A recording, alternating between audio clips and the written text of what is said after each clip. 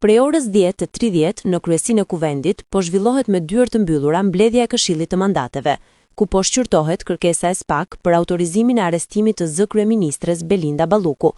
U debatua vetëm procedura e zhvillimit të mbledhjes, me PD në që kërkoi hapjen për publikun dhe median, ndërsa PS dhe SPAK këmbgulën për dyert të mbyllura për shkak të sekretit hetimor.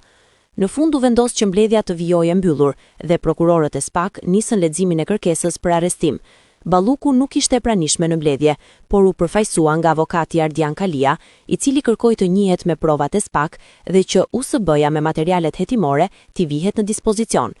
Të njëjtën kërkesë bëri edhe Partia Demokratike, ndërsa Partia Socialiste kundërshtoi që dokumentacioni të dalë nga salla, duke kërkuar që provat të shqyrtohen vetëm brenda mbledhjes. Për këtë arsye, USB-ja me prova u kyç në kasafortën e protokollit.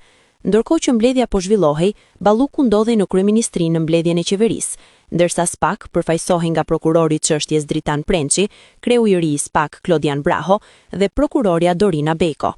Sipas relacionit të dorëzuar në kuvend, SPAK dyshon se Balluku ka manipuluar 12 tender me vlerë rreth 1.2 miliard euro, ka ushtruar presion ndaj dëshmitarëve dhe ekziston rreziku i kryerjes së veprave të tjera penale.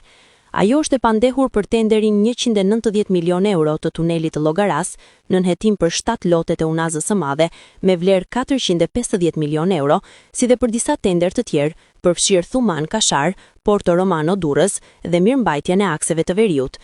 Ligji parashikon një afat maksimal prej 3 muajsh për marrjen e vendimit, ndërsa apeli i GKK-s ka lënë në fuqi masën e ndalimit të daljes jashtë shtetit dhe gjykata kushtetuese e ka rikthyer Ballukun në detyrë deri në shqyrtimin e konfliktit të kompetencave me GKK-n.